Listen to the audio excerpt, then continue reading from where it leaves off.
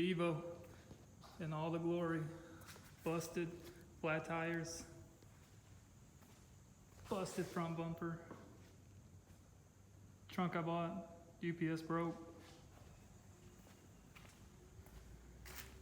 This is it, no hose clamps. 2015, no side skirts. I don't know where those are, I have them somewhere. Over there. Clean inside.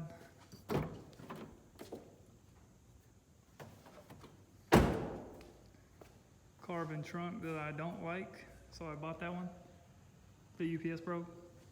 Busted bumper. It's in there with sheetrock screws, you know what I mean? So that's it, this is the Evo. I'm gonna do some work on it. I've already done an oil cooler change because I guess at Copart or something they busted it, so I swapped out the factory one I bought online. Lancer hood, not even the Evo hood. You know, let me show you this damage in this trunk. Might be able to see it. Check it, both sides. Love to see it. This is cracked wing. This thing was pretty mint before. But yeah, that's the Evo. We're gonna be working on it. Gonna have the lift installed soon. And we'll go from there. Back with some of this Evo footage, you know what I mean? We're gonna do a quick little start, you know, but we gotta check and see if it has oil because, I mean, it leaks a lot. Yeah, it looks like it's got oil, I don't know, it's fine. But it is leaking down somewhere. But we're gonna do a little first start on these flat tires, no brakes, because they don't work either. But we'll do a little quick first start, you know? Yeah, we're just gonna do this cold start up here because, you know, it ain't got any exhaust. No downpipe, nothing, just straight turbo off. But I mean, it runs sometimes, so it's whatever. I mean, it does start.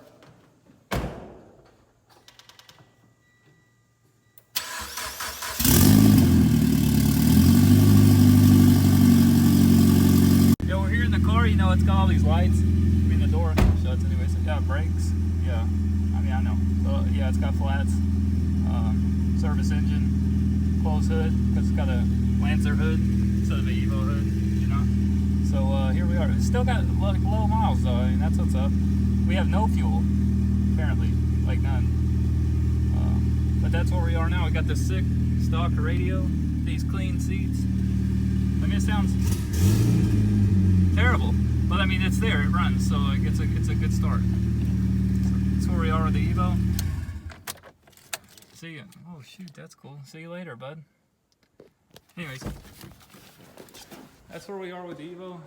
Got a lot of parts ordered for it. Still looking for a front bumper. That's taking a minute to find. But you can see that there's no exhaust, I guess, somewhere down in there. Just chilling. The new one's just chilling in that box over there. So we got it anyways. This is the car. It's pretty clean. Example for a salvage title junk car. So that's where we stand on that. But looking for some parts. I mean, just, you know, dumb parts like whoever had this, let's take that hose off for some reason. You know, let's just take the clamps off the intercooler because why do we need those, man? We got those, but why do we need those? Maybe it had an aftermarket cooler on it. That makes sense, I guess. I don't know. Maybe he had like aftermarket intake tubes or something, I don't know. Who knows? We ain't got no brake fluid. I guess they cut a line when they picked it up with the forklift or something. But yeah, the best part still yet. I mean, I can't get over it, man. They're sheetrock screws. Straight sheetrock screws. So that's the Evo. All that damage. All those flats. Crooked body, flat, everything busted. Gonna need a fender over here. I've been looking for it too. I got the side skirts, like I said, I got the front bumper, but it's kind of, I'm gonna need the parts for it. Oh, we got the new trunk. That's about it, really, honestly. Then I gotta deal with the titling process that I'll explain more about probably sometime, I don't know. But yeah, that's that. So we got the Evo here. I just wanted to explain a few things that I gotta do to go over it. The easy part is fixing everything that's broken.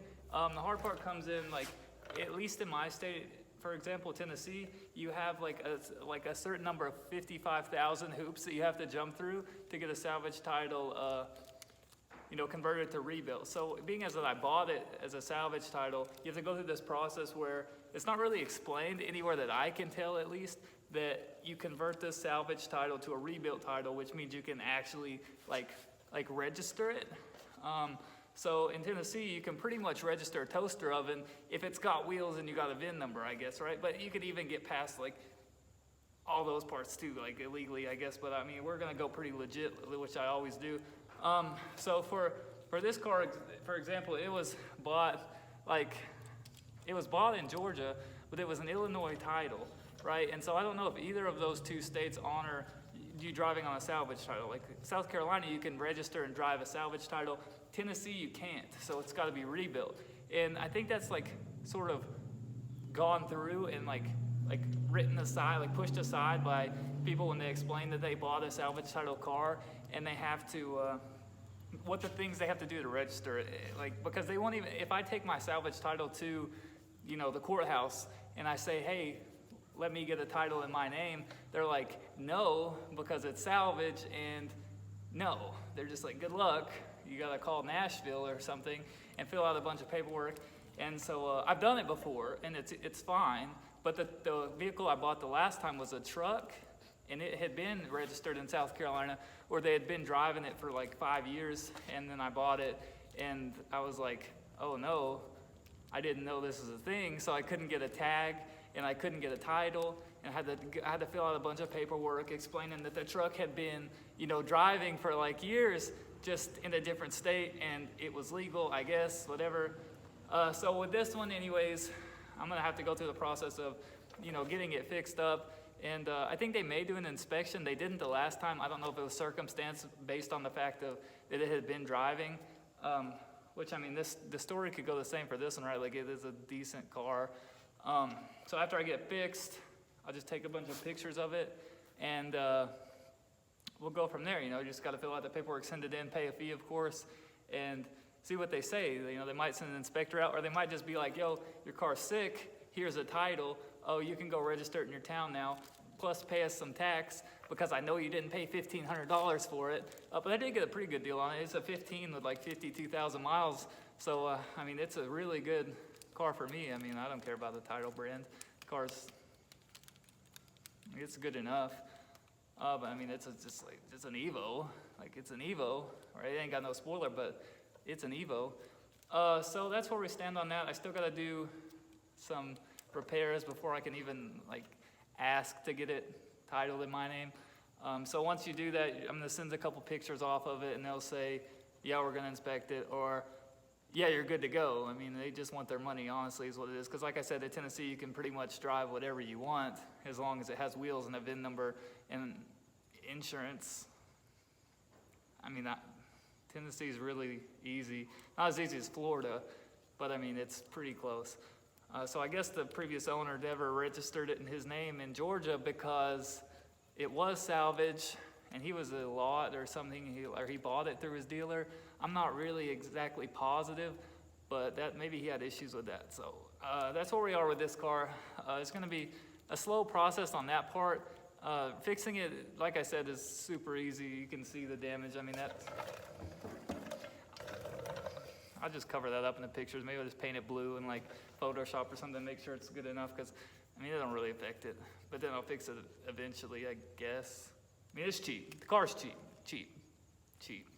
So I'm not really worried about it. So that's where we stand. I appreciate you guys watching. We got the garage going. We got other cars, the RX-7 being rebuilt. Once I get the garage done, well, once I get a lift, because I got some power in now, and we'll be working on the 350Z and the LS swap that has been coming for a long time, so we're good on that one. But I appreciate you guys watching.